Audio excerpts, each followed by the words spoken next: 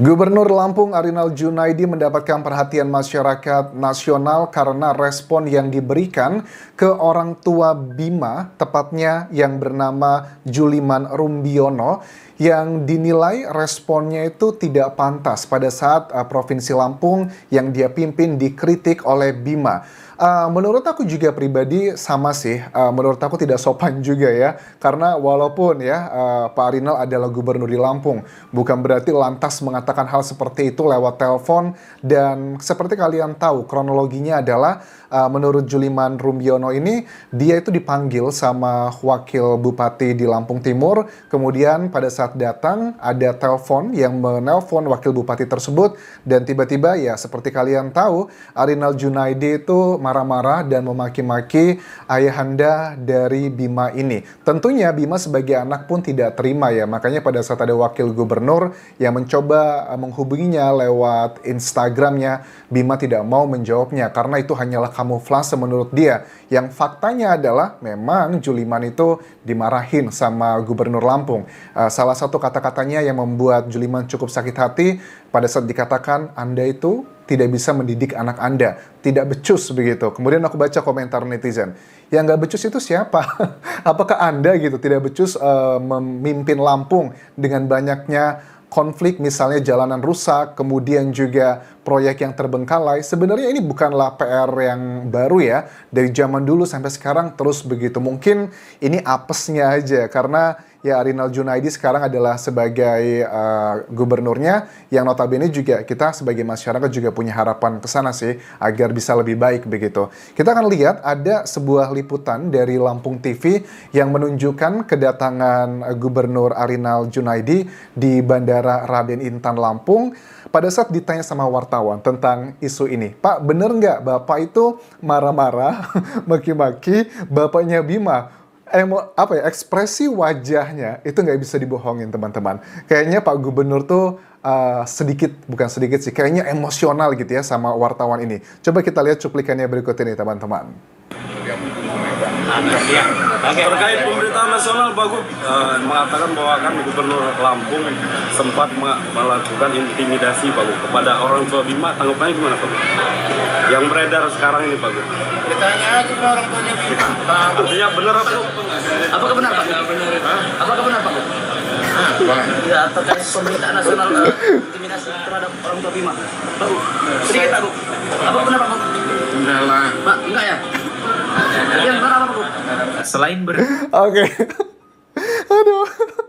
Ini tipikal yang memang kalau sebagian pejabat di daerah Lampung memang seperti itu ya. Pada saat ditanya sama wartawan itu, aku juga salut buat wartawan Lampung TV ini berani banget ya. Karena kalau aku lihat di sebelah-sebelahnya itu kan juga kayaknya para ajudannya atau yang menjaga itu, wah ini wartawan berani banget nanya seperti ini. Dan dari gubernurnya pun juga ekspresinya kelihatan emosional ya. Ya tanya aja sana sama bapaknya gitu.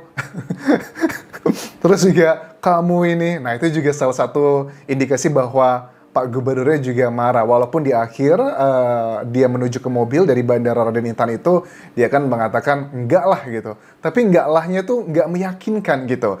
Ya udah, itu kan dari pihaknya Gubernur Lampung ya, Arinal Junaidi, yang dinilai masyarakat tuh enggak pantas ya memberikan respon kok begitu ke seorang pengkritik dari orang tuanya Bima. Toh juga Bima itu adalah orang dewasa. Kenapa kalau Bima yang bersalah, seandainya let's say dia yang salah, kenapa orang tuanya yang kena gitu? Kecuali kalau Bima tuh masih usianya di bawah 18 tahun lah ya. Tapi kan Bima sudah dewasa kategorinya. Kenapa malah bapaknya yang dihajar? Mungkin karena Juliman ini adalah PNS juga, yang kalian tahu lah ya, di mana-mana di Indonesia termasuk juga di Lampung.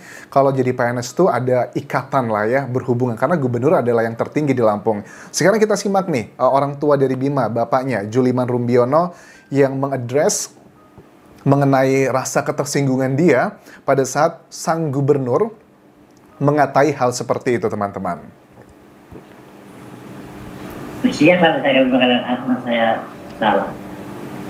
Dan saya menginginkan di Indonesia ini hukuman ditegakkan itu. Intinya gitu anak saya itu sebenarnya. Oke, dan itu sebenarnya omongan anak saya itu tidak menyinggung individu itu sebenarnya itu. Niatnya itu enggak. Saya tidak pernah mendidik anak seperti apa yang dikatakan Bapak Gubernur itu. Oke. Saya menjadi Baik. anak supaya anak saya menjadi anak yang bermanfaat pada orang banyak. Mantap, Pak. Oke. Ini dalam wawancara Metro TV juga aku salut sekali ya dengan beliau ya. Mungkin aku tahu lah, kan aku sempat ya di video sebelumnya aku bahas apa Bima ini nggak dimarahin dulu nih sama orang tuanya karena kan viral seperti ini. Walaupun dimarahin pasti hal yang wajar kan ya. Tapi pada saat ngomong ke media massa, orang tuanya ini bener-bener luar biasa loh. Juliman Rumbion ini aku salut sekali. Beliau mengatakan, saya ingin hukum di Indonesia itu ditegakkan. Oke. Mantap, bagi aku setuju sekali.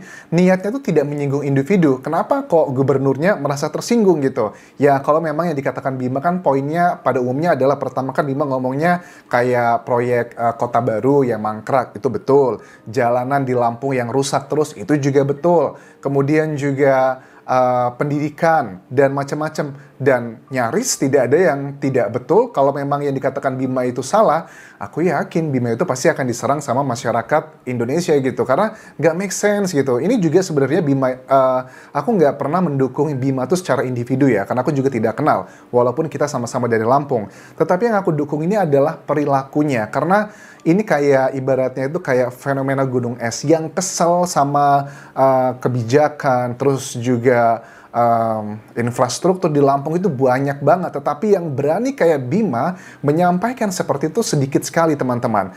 Ya memang dikatakan dari ayahnya Bima ini, beliau sempat meminta maaf kepada Gubernur Lampung. Meminta maafnya itu mungkin adalah cara menyampaikan Bimanya yang menggunakan kata-kata dajjal, kemudian kata-katanya bagi sebagian orang dewasa itu cukup kasar. Tetapi aku memahami, kita kan generasi Indonesia itu ada yang generasi muda, dewasa, tua. Untuk generasi yang tua dan juga dewasa mungkin nggak sopan, tetapi ya nggak usah lah, itu biarkan masyarakat yang menilai, itu adalah hukuman sosial aja. Tetapi kenapa kasus Bima ini sampai dilaporkan ke Polda Lampung? Kalau memang hanya kata-kata dajjal aja. Masa sih hanya gara-gara kata dajjal, lantas masyarakat Lampung dinilai dajjal semua?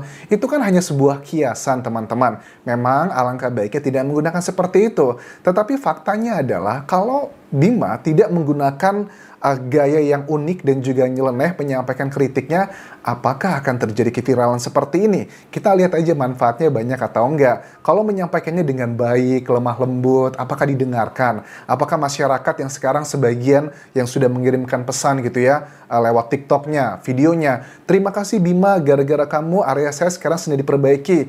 Ya, maksudnya Bima yang protes itu sekarang dia pun tinggalnya di Australia, dia pun tidak merasakan apa yang dia perjuangkan. Begitupun juga aku pun tidak tinggal di Indonesia, aku tinggal di Thailand. Jadi kalau ini berhasil, gerakan ini untuk membangun infrastruktur di Lampung dengan baik, yang merasakan adalah orang-orang Lampung sendiri. Karena kalau infrastruktur, jalanan itu sudah diperbaiki, perkembangan ekonomi itu akan jauh meningkat, teman-teman. Logikanya seperti apa? Kok jalan-jalan itu kalau diperbaiki, ekonomi masyarakatnya akan maju? Logikanya simple. Kayak di Lampung kan mayoritas itu pertanian dan juga perkebunan.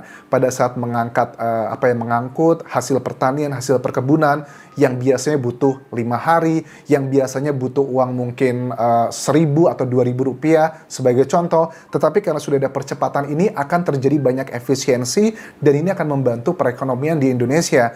Ya, walaupun kita ketahui dari Wakil Gubernur Lampung kemarin mengatakan di tahun 2000 sampai 2022 lah ya, karena masa COVID, banyak anggaran itu yang terserap untuk COVID, which is itu adalah yang masuk akal, kita bisa memahami.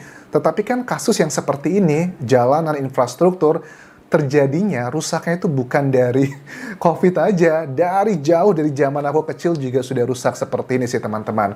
Jadi menurut aku terus kita dukung apa yang dikatakan Bima. Kalau ada yang tersinggung dengan cara dia menyampaikan, ya sudahlah, kalian tahu sendirilah para koruptor di Indonesia itu ngomongnya santun, lembut, pakai dasi, tetapi korupsinya uang gila-gilaan. Jadi kalau memang kita kan hidup di dunia yang nggak ideal ya, kenapa sih kita harus mikirin hal seperti itu? Ya sudahlah, jadi pro kontra ini mengenai statement dari Gubernur Lampung dan juga keluarga Bima, ya mudah-mudahan ada dampak positifnya untuk warga Lampung dimanapun kalian berada, ataupun juga untuk provinsi-provinsi lainnya. Aku yakin kok permasalahan yang dihadapi di Lampung saat ini itu kayaknya tidak hanya di provinsi ini, aku yakin di wilayah Sulawesi, Sumatera juga bagian lain, itu pun juga nggak kalah parah sih. Yang berbeda mungkin adalah di Pulau Jawa, karena Pulau Jawa itu relatif lebih well developed ya dibandingkan daerah lainnya. Karena kan kita harus tahu juga Indonesia kan sebenarnya nggak punya Pulau Jawa aja. Indonesia tuh ada di Sumatera, ada di Sulawesi, ada di macam-macam lah ya. Lebih dari berapa? 18.000 pulau yang kita miliki. Dan juga sama dengan Lampung. Lampung itu nggak cuma Bandar Lampung, teman-teman. Ada 15 kabupaten dan kota. Bagaimana dengan metro, bagaimana Lampung Selatan, Lampung Barat, Lampung Utara, Waikanan. Itu kan banyak banget. Jadi please, kalau kalian mudik nanti melihat, wah Bandar Lampung keren banget ya. Come on, Bandar Lampung itu cuma 1 dari 15 kabupaten kota di Provinsi Lampung. Terima kasih sudah menonton, sampai ketemu lagi di video berikutnya. Tinggalkan like dan juga komen, subscribe channel YouTube ini, juga follow Instagram dan Facebook pageku di Anjasa Asmara. Sampai jumpa.